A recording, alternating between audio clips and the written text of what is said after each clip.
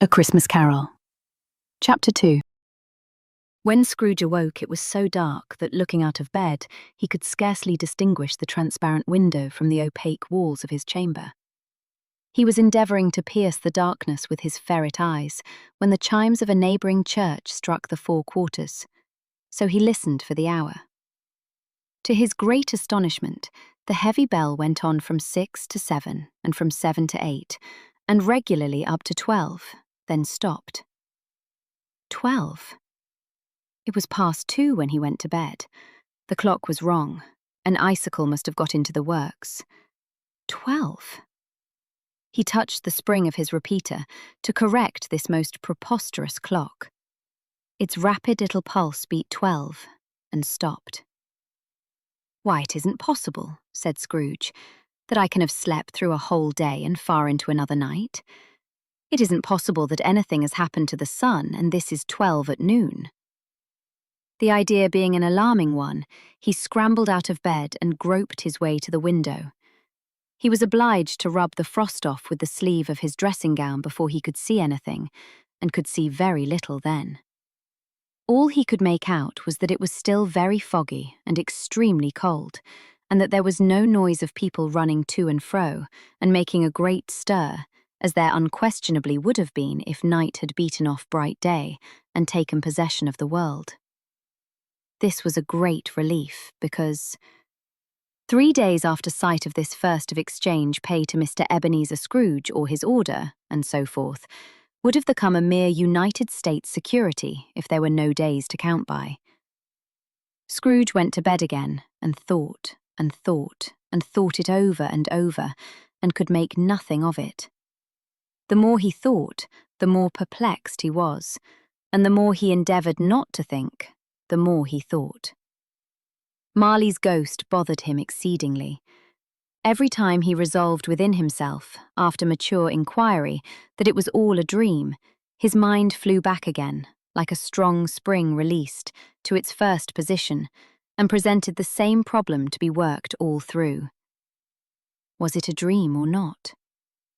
Scrooge lay in this state until the chime had gone 3 quarters more, when he remembered, on a sudden, that the ghost had warned him of a visitation when the bell tolled 1.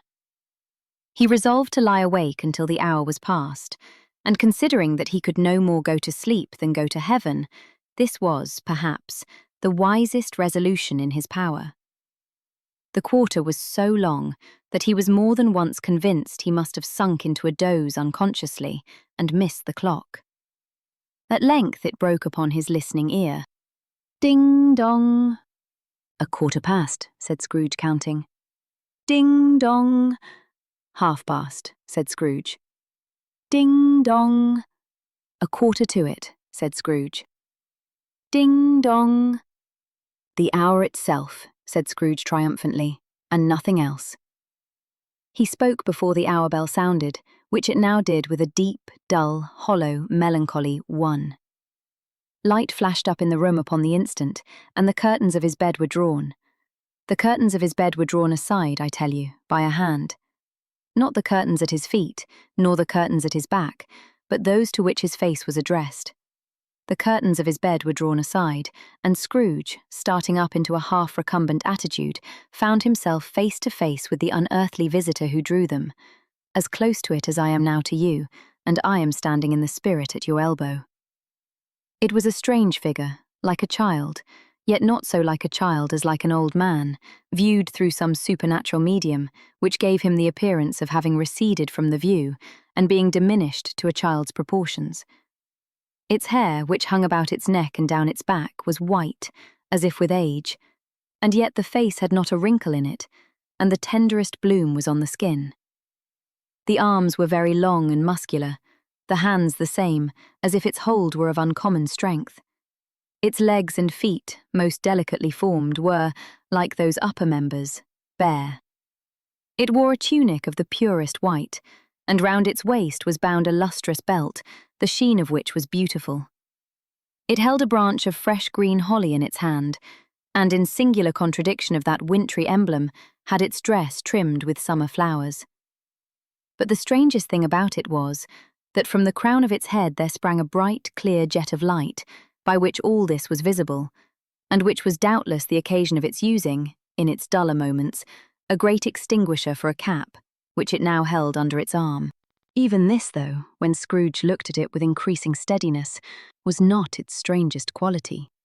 For as its belt sparkled and glittered, now in one part and now in another, and what was light one instant at another time was dark, so the figure itself fluctuated in its distinctness, being now a thing with one arm, now with one leg, now with 20 legs, now a pair of legs without a head, now a head without a body, of which dissolving parts no outline would be visible in the dense gloom wherein they melted away.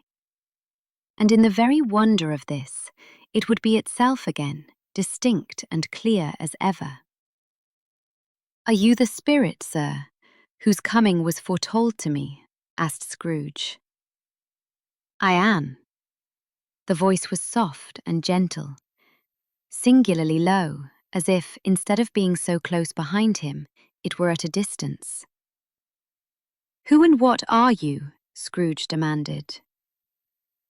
"I am the ghost of Christmas past." "Long past?" inquired Scrooge, observant of its dwarfish stature. "No, your past." Perhaps Scrooge could not have told anybody why, if anybody could have asked him, but he had a special desire to see the spirit in his cap, and begged him to be covered. "What?" exclaimed the ghost. "Would you so soon put out with worldly hands the light I give? Is it not enough that you are one of those whose passions made this cap, and force me through whole trains of years to wear it low upon my brow?" Scrooge reverently disclaimed all intention to offend, or any knowledge of having wilfully bonneted the spirit at any period of his life. He then made bold to inquire what business brought him there. "Your welfare," said the ghost. Scrooge expressed himself much obliged, but could not help thinking that a night of unbroken rest would have been more conducive to that end. The spirit must have heard him thinking, for it said immediately, "Your reclamation, then. Take heed." It put out its strong hand as it spoke, and clasped him gently by the arm. "Rise, and walk with me." It would have been in vain for Scrooge to plead that the weather and the hour were not adapted to pedestrian purposes, that bed was warm, and the thermometer a long way below freezing, that he was clad but lightly in his slippers, dressing-gown, and nightcap, and that he had a cold upon him at that time. The grasp, though gentle as a woman's hand, was not to be resisted. He rose, but finding that the spirit made towards the window, clasped its robe in supplication. "I am a mortal," Scrooge remonstrated, "and liable to fall." "Bear but a touch of my hand there," said the spirit, laying it upon his heart, "and you shall be upheld in more than this." As the words were spoken, they passed through the wall, and stood upon an open country road, with fields on either hand. The city had entirely vanished. Not a vestige of it was to be seen. The darkness and the mist had vanished with it, for it was a clear, cold winter day, with snow upon the ground. "Good heaven," said Scrooge, clasping his hands together as he looked about him. "I was bred in this place. I was a boy here." The spirit gazed upon him mildly. Its gentle touch, though it had been light and instantaneous, appeared still present to the old man's sense of feeling. He was conscious of 1,000 odours floating in the air, each one connected with 1,000 thoughts and hopes and joys and cares long, long forgotten. "Your lip is trembling," said the ghost. "And what is that upon your cheek?" Scrooge muttered, with an unusual catching in his voice, that it was a pimple, and begged the ghost to lead him where he would. "You recollect the way?" inquired the spirit. "Remember it," cried Scrooge with fervour. "I could walk it blindfold." Strange to have forgotten it for so many years, observed the ghost. Let us go on. They walked along the road, Scrooge recognizing every gate and post and tree, until a little market town appeared in the distance, with its bridge, its church, and winding river. Some shaggy ponies now were seen trotting towards them with boys upon their backs, who called to other boys in country gigs and carts, driven by farmers. All these boys were in great spirits, and shouted to each other until the broad fields were so full of merry music that the crisp air laughed to hear it. "These are but shadows of the things that have been," said the ghost. "They have no consciousness of us." The jocund travellers came on, and as they came, Scrooge knew and named them every one. Why was he rejoiced beyond all bounds to see them? Why did his cold eye glisten and his heart leap up as they went past? Why was he filled with gladness when he heard them give each other Merry Christmas as they parted at crossroads and byways for their several homes? What was Merry Christmas to Scrooge? Out upon Merry Christmas. What good had it ever done to him? "The school is not quite deserted," said the ghost. "A solitary child, neglected by his friends, is left there still." Scrooge said he knew it, and he sobbed. They left the high road by a well-remembered lane, and soon approached a mansion of dull red brick, with a little weathercock-surmounted cupola on the roof, and a bell hanging in it. It was a large house, but one of broken fortunes, for the spacious offices were little used, their walls were damp and mossy, their windows broken, and their gates decayed. Fowls clucked and strutted in the stables, and the coach-houses and sheds were overrun with grass.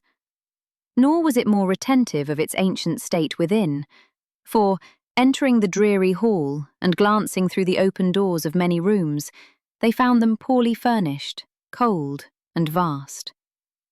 There was an earthy savour in the air, a chilly bareness in the place, which associated itself somehow with too much getting up by candlelight and not too much to eat. They went, the ghost and Scrooge, across the hall to a door at the back of the house. It opened before them, and disclosed a long, bare, melancholy room, made barer still by lines of plain deal forms and desks. At one of these a lonely boy was reading near a feeble fire, and Scrooge sat down upon a form and wept to see his poor forgotten self as he had used to be. Not a latent echo in the house, not a squeak and scuffle from the mice behind the panelling, not a drip from the half-thawed waterspout in the dull yard behind, not a sigh among the leafless boughs of one despondent poplar, not the idle swinging of an empty storehouse door. No, not a clicking in the fire, but fell upon the heart of Scrooge with softening influence, and gave a freer passage to his tears. The spirit touched him on the arm, and pointed to his younger self, intent upon his reading. Suddenly a man in foreign garments, wonderfully real and distinct to look at, stood outside the window, with an axe stuck in his belt, and leading by the bridle an ass laden with wood. "Why, it's Ali Baba!" Scrooge exclaimed in ecstasy. "It's dear old honest Ali Baba! Yes, yes, I know. One Christmas time, when yonder solitary child was left here all alone, he did come, for the first time just like that. Poor boy. And Valentine," said Scrooge, "and his wild brother Orson. There they go. And what's his name, who was put down in his drawers asleep at the gate of Damascus? Don't you see him? And the Sultan's groom turned upside down by the genie. There he is upon his head. Serve him right. I'm glad of it. What business had he to be married to the princess?" To hear Scrooge expending all the earnestness of his nature on such subjects, in a most extraordinary voice between laughing and crying, and to see his heightened and excited face, would have been a surprise to his business friends in the city indeed. "There's the parrot," cried Scrooge, "green body and yellow tail, with a thing like a lettuce growing out of the top of his head. There he is. Poor Robin Crusoe, he called him, when he came home again after sailing round the island. Poor Robin Crusoe, where have you been, Robin Crusoe?" The man thought he was dreaming, but he wasn't. It was the parrot, you know. There goes Friday, running for his life to the little creek. "Hello! Hoop! Hello!" Then, with a rapidity of transition very foreign to his usual character, he said, in pity for his former self, "Poor boy," and cried again. "I wish," Scrooge muttered, putting his hand in his pocket and looking about him after drying his eyes with his cuff. "But it's too late now." "What is the matter?" asked the spirit. "Nothing," said Scrooge. "Nothing. There was a boy singing a Christmas carol at my door last night. I should like to have given him something. That's all." The ghost smiled thoughtfully and waved its hand, saying as it did so, "Let us see another Christmas." Scrooge's former self grew larger at the words, and the room became a little darker and more dirty. The panels shrunk, the windows cracked, fragments of plaster fell out of the ceiling, and the naked laths were shown instead. But how all this was brought about, Scrooge knew no more than you do. He only knew that it was quite correct, that everything had happened so, that there he was, alone again, when all the other boys had gone home for the jolly holidays. He was not reading now, but walking up and down despairingly. Scrooge looked at the ghost, and with a mournful shaking of his head, glanced anxiously towards the door. It opened, and a little girl, much younger than the boy, came darting in, and putting her arms about his neck, and often kissing him, addressed him as her dear, dear brother. "I have come to bring you home, dear brother," said the child, clapping her tiny hands and bending down to laugh. "To bring you home, home, home." "Home, little fan," returned the boy. "Yes," said the child, brimful of glee. "Home for good and all. Home for ever and ever. Father is so much kinder than he used to be, that home's like heaven. He spoke so gently to me one dear night when I was going to bed, that I was not afraid to ask him once more if you might come home, and he said yes, you should, and sent me in a coach to bring you. And you're to be a man," said the child, opening her eyes, "and are never to come back here. But first we're to be together all the Christmas long, and have the merriest time in all the world." "You are quite a woman, little fan," exclaimed the boy. She clapped her hands and laughed, and tried to touch his head, but being too little laughed again, and stood on tiptoe to embrace him. Then she began to drag him, in her childish eagerness, towards the door, and he, nothing loath to go, accompanied her. A terrible voice in the hall cried, "Bring down Master Scrooge's box there!" And in the hall appeared the schoolmaster himself, who glared on Master Scrooge with a ferocious condescension, and threw him into a dreadful state of mind by shaking hands with him. He then conveyed him and his sister into the veriest old well of a shivering best parlour that ever was seen, where the maps upon the wall, and the celestial and terrestrial globes in the windows, were waxy with cold. Here he produced a decanter of curiously light wine, and a block of curiously heavy cake, and administered instalments of those dainties to the young people, at the same time sending out a meagre servant to offer a glass of something to the postboy, who answered that he thanked the gentleman, but, if it was the same tap as he had tasted before, he had rather not. Master Scrooge's trunk being by this time tied onto the top of the chaise, the children bade the schoolmaster goodbye right willingly, and, getting into it, drove gaily down the garden sweep, the quick wheels dashing the hoarfrost and snow from off the dark leaves of the evergreens like spray. "Always a delicate creature, whom a breath might have withered," said the ghost. "But she had a large heart." "So she had," cried Scrooge. "You're right. I will not gainsay it, spirit. God forbid." "She died a woman," said the ghost, "and had, as I think, children." "One child," Scrooge returned. "True," said the ghost. "Your nephew." Scrooge seemed uneasy in his mind, and answered briefly, "Yes." Although they had but that moment left the school behind them, they were now in the busy thoroughfares of a city, where shadowy passengers passed and repassed, where shadowy carts and coaches battled for the way, and all the strife and tumult of a real city were.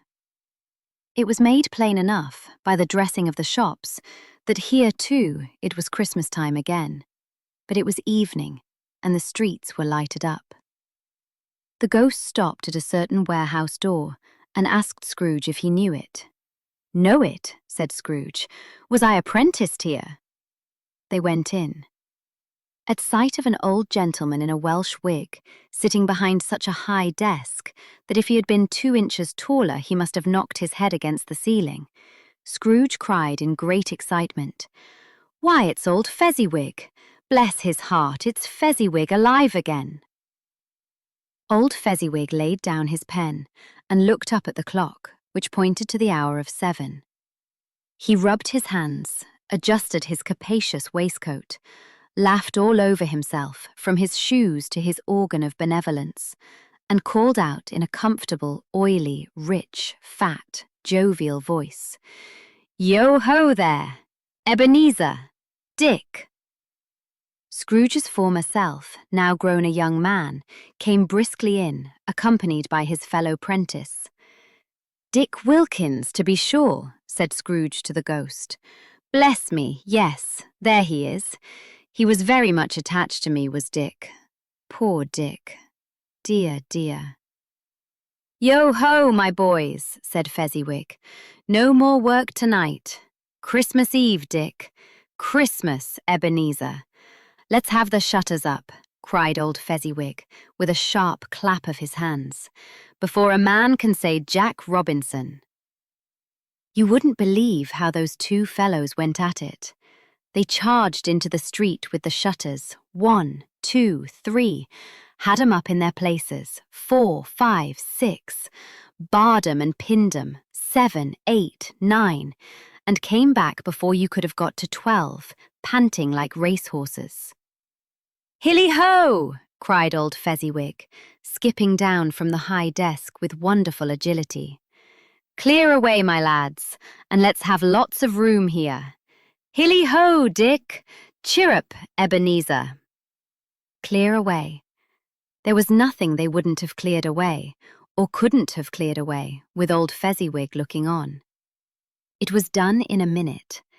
Every movable was packed off, as if it were dismissed from public life for evermore.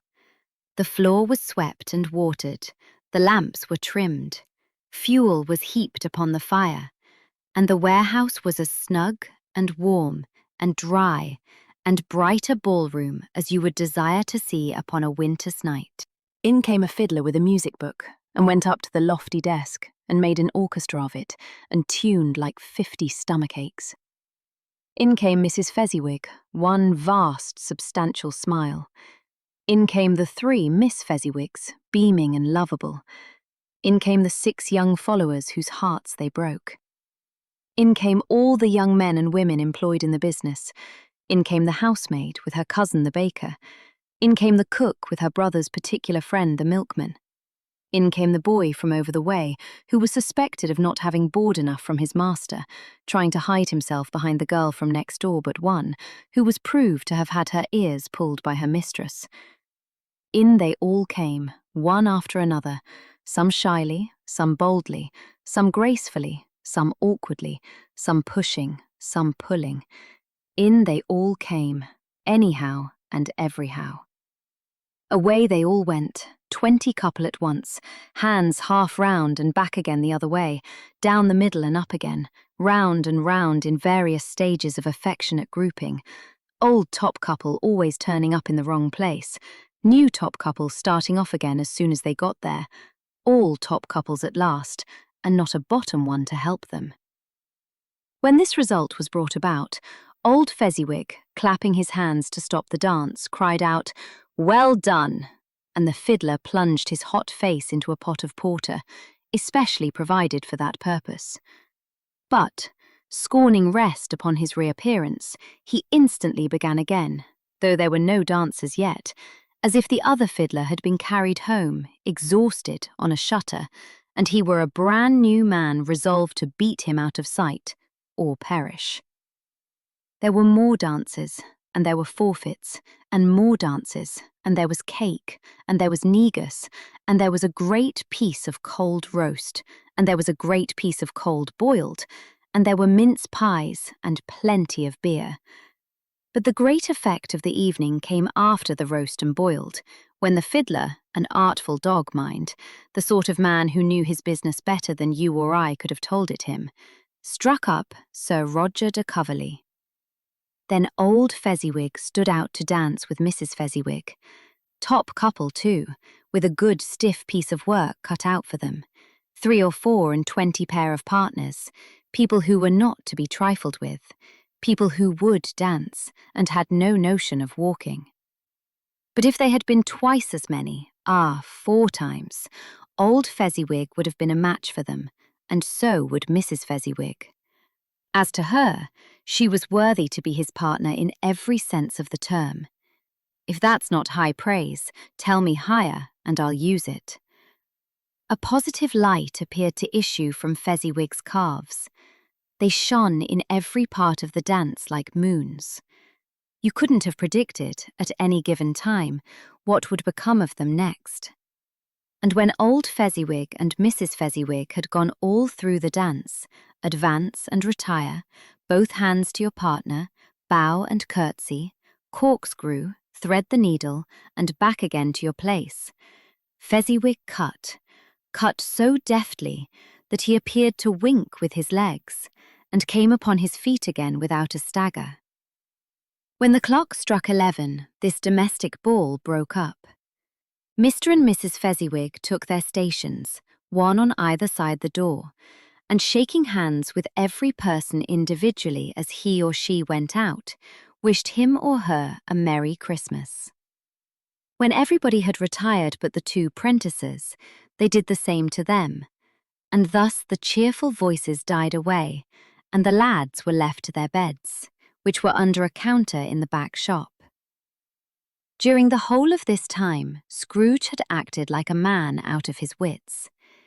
His heart and soul were in the scene, and with his former self. He corroborated everything, remembered everything, enjoyed everything, and underwent the strangest agitation. It was not until now, when the bright faces of his former self and Dick were turned from them, that he remembered the ghost, and became conscious that it was looking full upon him, while the light upon its head burnt very clear. "A small matter," said the ghost, "to make these silly folks so full of gratitude." "Small?" echoed Scrooge. The spirit signed to him to listen to the 2 apprentices, who were pouring out their hearts in praise of Fezziwig, and when he had done so, said, "Why, is it not? He has spent but a few pounds of your mortal money, 3 or 4 perhaps. Is that so much that he deserves this praise?"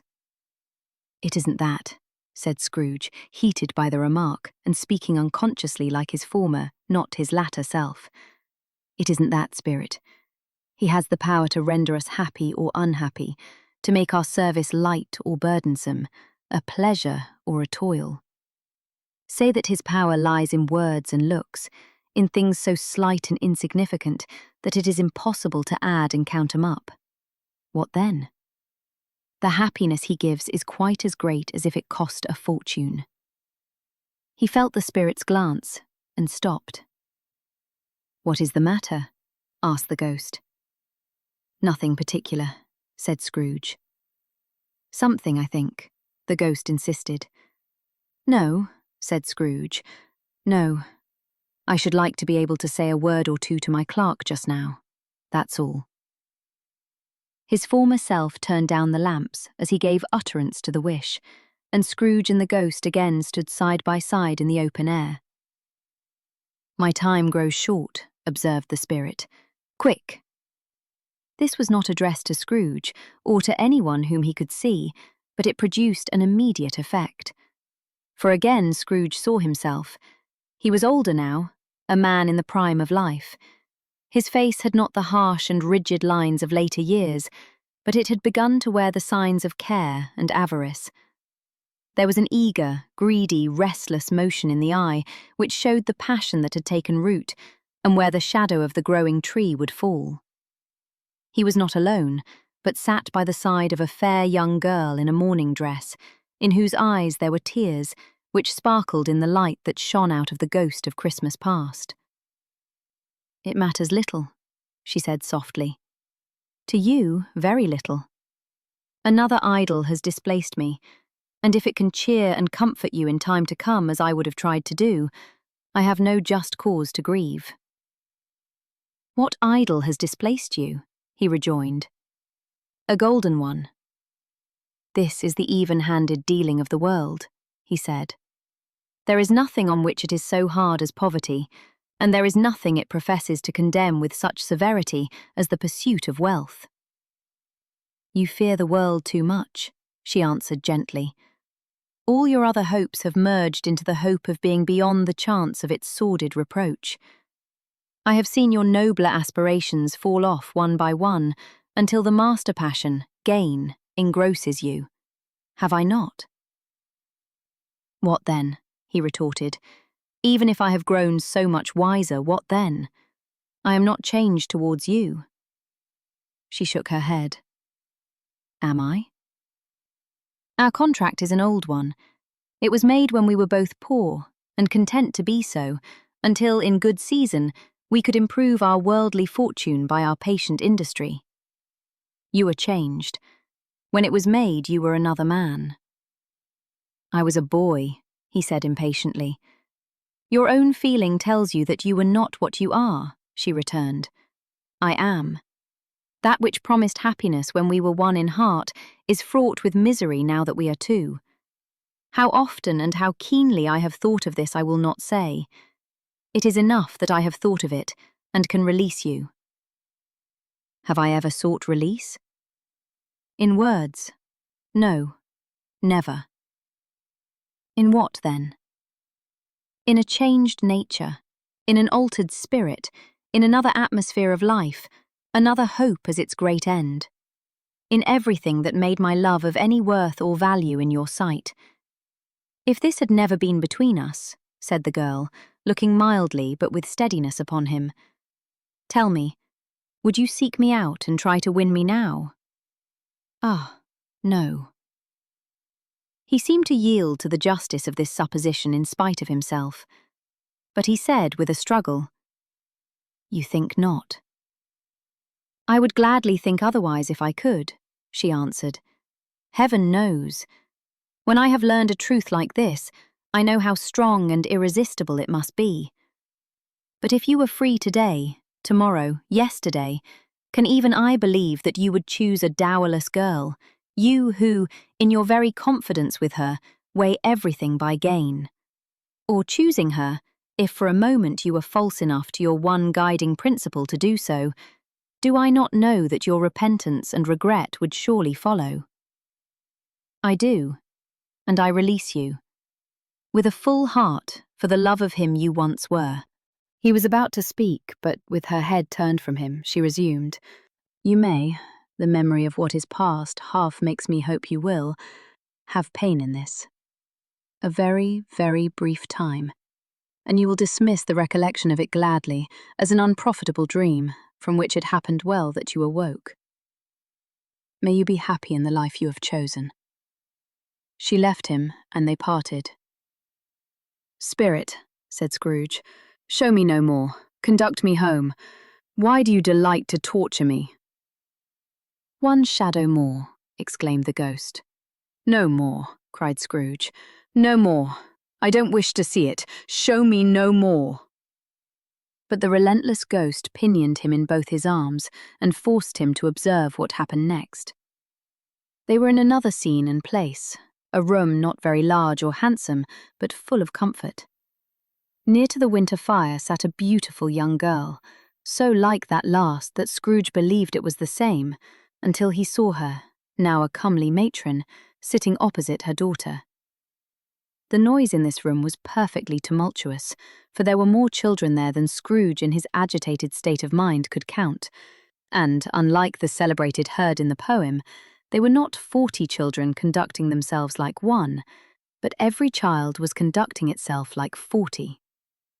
The consequences were uproarious beyond belief, but no one seemed to care. On the contrary, the mother and daughter laughed heartily and enjoyed it very much, and the latter, soon beginning to mingle in the sports, got pillaged by the young brigands most ruthlessly. What would I not have given to be one of them? Though I never could have been so rude, no. I wouldn't for the wealth of all the world have crushed that braided hair and torn it down, and for the precious little shoe, I wouldn't have plucked it off, God bless my soul, to save my life. As to measuring her waist in sport, as they did, bold young brood, I couldn't have done it. I should have expected my arm to have grown round it for a punishment and never come straight again. And yet I should have dearly liked, I own, to have touched her lips, to have questioned her, that she might have opened them, to have looked upon the lashes of her downcast eyes, and never raised a blush, to have let loose waves of hair, an inch of which would be a keepsake beyond price. In short, I should have liked, I do confess, to have had the lightest license of a child, and yet to have been man enough to know its value. But now a knocking at the door was heard, and such a rush immediately ensued that she, with laughing face and plundered dress, was borne towards it the centre of a flushed and boisterous group, just in time to greet the father, who came home attended by a man laden with Christmas toys and presents. Then the shouting and the struggling, and the onslaught that was made on the defenceless porter, the scaling him, with chairs for ladders, to dive into his pockets, despoil him of brown paper parcels, hold on tight by his cravat, hug him round his neck, pummel his back, and kick his legs in irrepressible affection. The shouts of wonder and delight with which the development of every package was received, the terrible announcement that the baby had been taken in the act of putting a doll's frying pan into his mouth, and was more than suspected of having swallowed a fictitious turkey glued on a wooden platter. The immense relief of finding this a false alarm, the joy and gratitude and ecstasy, they are all indescribable alike. It is enough that, by degrees, the children and their emotions got out of the parlour, and by one stair at a time up to the top of the house, where they went to bed, and so subsided. And now Scrooge looked on more attentively than ever, when the master of the house, having his daughter leaning fondly on him, sat down with her and her mother at his own fireside. And when he thought that such another creature, quite as graceful and as full of promise, might have called him father, and been a springtime in the haggard winter of his life, his sight grew very dim indeed. "Belle," said the husband, turning to his wife with a smile, "I saw an old friend of yours this afternoon." "Who was it?" "Guess." "How can I? Tut, don't I know?" she added in the same breath, laughing as he laughed. "Mr. Scrooge." Mr. Scrooge it was. I passed his office window, and as it was not shut up, and he had a candle inside, I could scarcely help seeing him. His partner lies upon the point of death, I hear, and there he sat alone, quite alone in the world, I do believe. "Spirit," said Scrooge in a broken voice, "remove me from this place." "I told you these were shadows of the things that have been," said the ghost. "That they are what they are, do not blame me." "Remove me!" Scrooge exclaimed. "I cannot bear it." He turned upon the ghost, and seeing that it looked upon him with a face in which in some strange way there were fragments of all the faces it had shown him, wrestled with it. "Leave me! Take me back! Haunt me no longer!" In the struggle, if that can be called a struggle in which the ghost with no visible resistance on its own part was undisturbed by any effort of its adversary, Scrooge observed that its light was burning high and bright, and dimly connecting that with its influence over him, he seized the extinguisher cap, and by a sudden action, pressed it down upon its head. The spirit dropped beneath it, so that the extinguisher covered its whole form. But though Scrooge pressed it down with all his force, he could not hide the light, which streamed from under it in an unbroken flood upon the ground. He was conscious of being exhausted, and overcome by an irresistible drowsiness, and further, of being in his own bedroom. He gave the cap a parting squeeze, in which his hand relaxed, and had barely time to reel to bed before he sank into a heavy sleep.